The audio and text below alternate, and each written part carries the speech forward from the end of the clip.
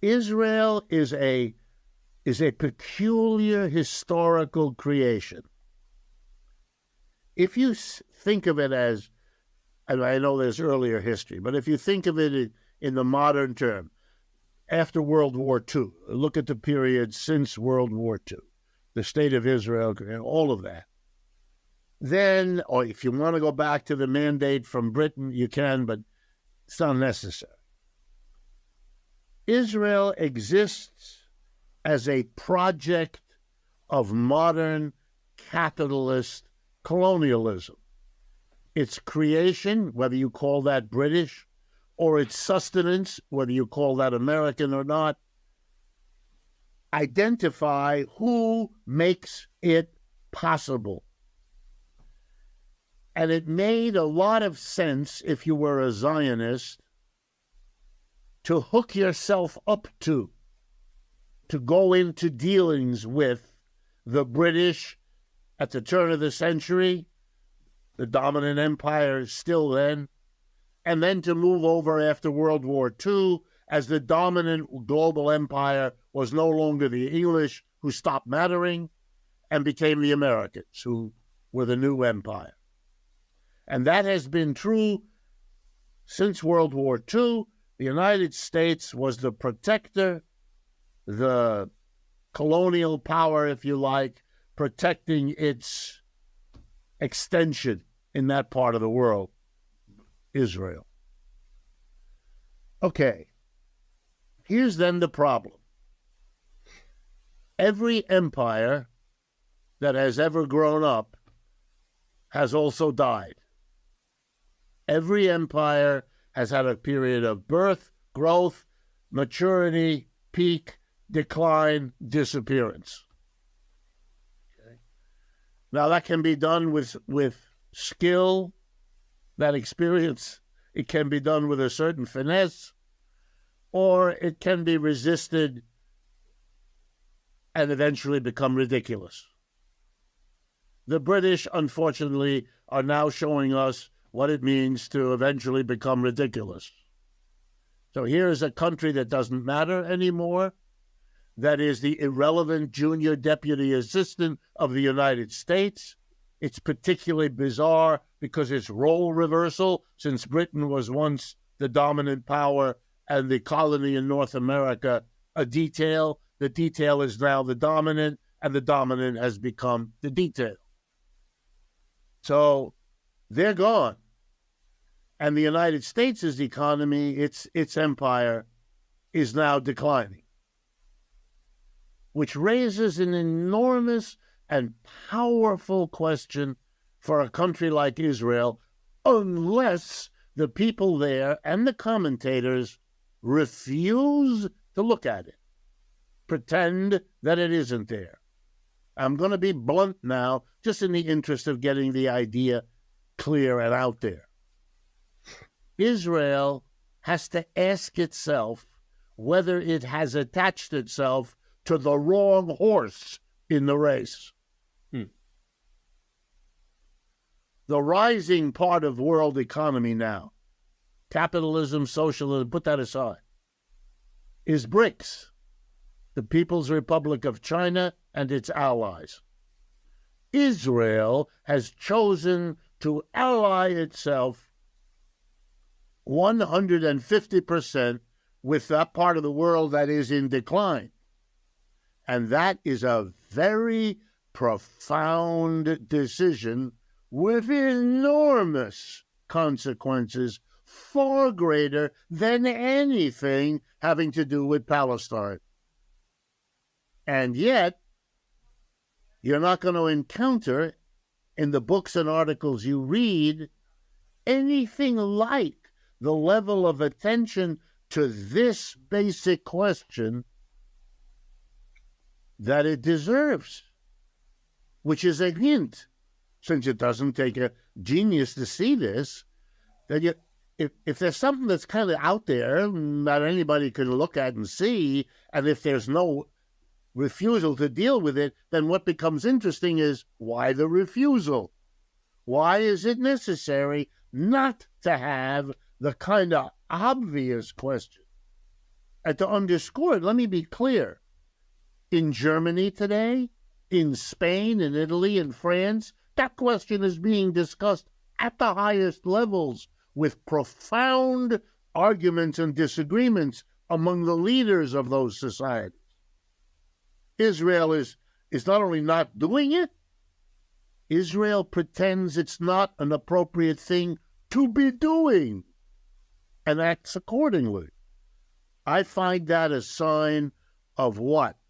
Well, I find it a sign of what you would find parallel here in the United States.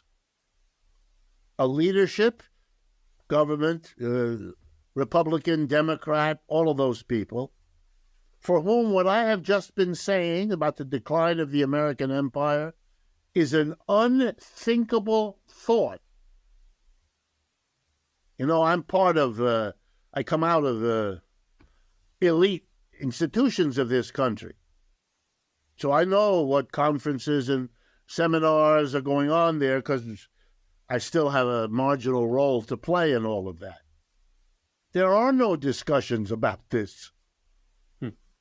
There are isolated individuals who bring it up in a discussion, and then there's a moment of discomfort, as though someone has had a flatulence problem in the room, you know? And yeah, everybody smiles and rolls their eyes because Professor Emeritus said such an odd thing. But he's your odd fellow. So, that kind of thing. Very strange. Humorous, but also in the Freudian sense, very revealing. Very revealing. Now on the Palestinian side, they too have a very complicated class structure. They too have employers and employees, which is what I mean by class differences. They too are objects of class analysis, and that has been done for many Muslim countries, for many Arab countries, for Palestine as well. So what is Hamas? What is Hezbollah? What is the Palestinian Authority? Who are these people? Who do they represent?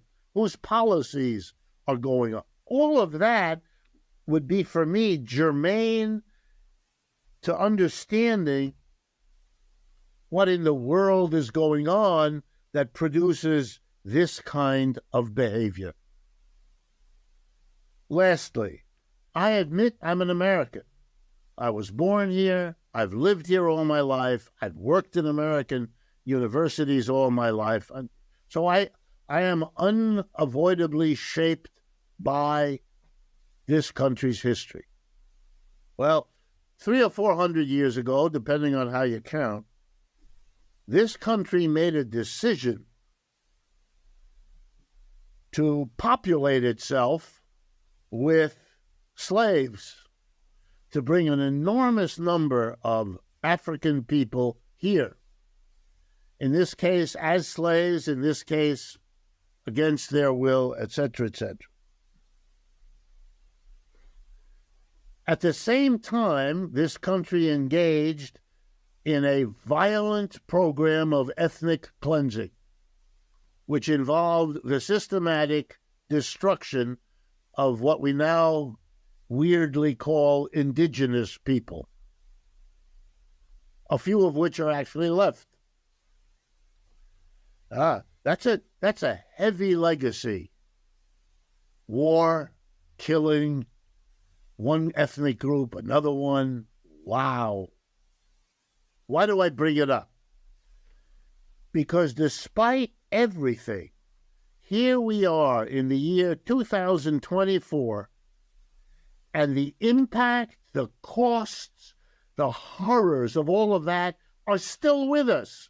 We have been unable to free this generation from the burdens of what was done. Israel will reap the consequences of what has happened, above all now with this unspeakable behavior in Gaza. because that's what happens.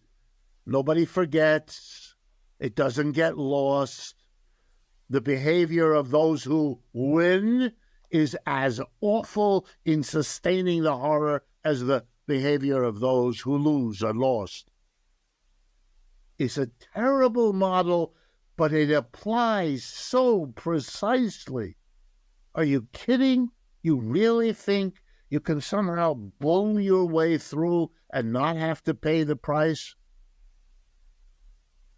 The election last night in the Republican primary in Iowa is part of the consequence of what I just talked about.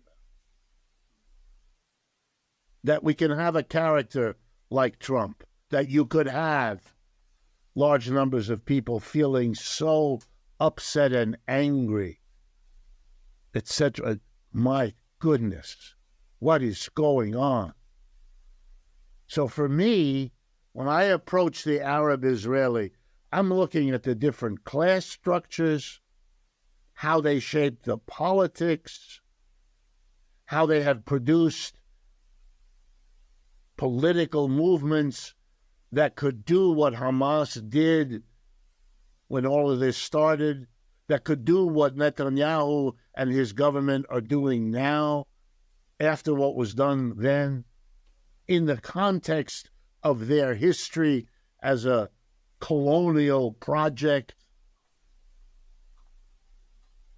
The only thing even more troubling to me about it all than what I've just said is that these categories that I'm using are so rarely deployed, are so unavailable to people's mental equipment, that they miss all of the insights that come if you use them.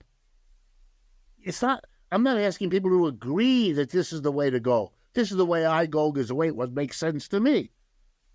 But I know I have to pay attention to other people, which I have no choice, given I live in America. If I turn on the radio or television, I'm getting a different analysis all day, every day. I also teach in the American university system, where I get a different analysis all day, every day. And I've been to the so-called best universities where the so-called best professors did their level best to shape me in a way I didn't go with. So I know what they argue. Some of them are my friends. I think I told you last time that, my classmate at Yale, when I got my PhD, is Janet Yellen. We had the same teachers, the same courses. So I know what they're thinking. I know how they think. They miss an entire universe of understanding because they will not engage the conceptual apparatus you need to get those insights. So they don't get them and reject them. Some of them, with arrogance, suggest they've done that. They haven't. They don't know anything. When I speak with them, I understand their literature, their language, their concept, because I had to learn it. When I try to explain mine, I get that look, the glazed look about, I wish I were having a cup of coffee rather than talking to you. But they're polite and we're friends and they wouldn't say it. But I get it. So if I were to if that's where you want to take this conversation, then that's where I would go. That's how I would go. I would go after some attempt to understand the structures of these societies that produce this kind of horror show. Mm-hmm. I guess for transparency, I ought to say, too, given the topic, most of my family perished in the concentration camps of Germany. So I'm talking very close family. I don't have much family left because my mother and father were among the very few members of our extended families that got out in time.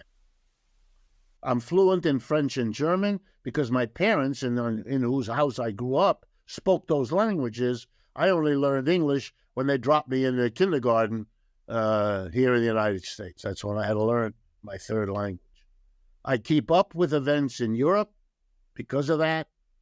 I have family that are Israeli citizens and have been for a long time. So I have a little bit of a knowledge that way. And so people just should know that. That's part of the formation out of which what I have to say, that's where it comes from.